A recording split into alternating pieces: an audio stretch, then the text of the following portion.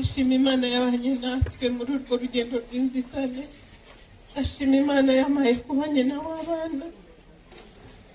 Yesu nashimwe. Imana yamaye kuba mama w'abana, abana b'umugisha. Mfitemo witwa Mugisha nk'uko bavuze, Byiringiro, Batamuriza Betty Bendo, Tumukunde Ana, Eliya Rukundo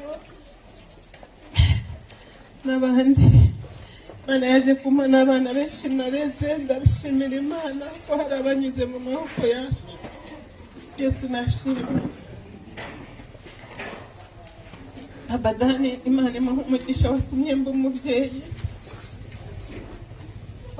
watumye ngira abana, watumye ngira abuzukuru.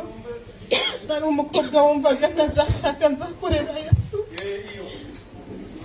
Nk'uko muri kubibona aho nyine ni mu muhango wo gusezera ku mubyeyi wa Mugisha Benjamin cyangwa se uwo mwamenyereye nka The Ben. Rero aho ni mu rugo iwe, aho bari kumusezeraho bwa nyuma mbere y'uko berekeza ku irimbi kujya gushyingura uyu mubyeyi watabarutse, umubyeyi ufite abana b'ibyamamare muzi nka The Ben nyine cyangwa se Green P. Rero mukomeze mubane natwe hano, turagenda tubagezaho uko uyu muhango ugiye umeze wo gushyingura uyu mubyeyi.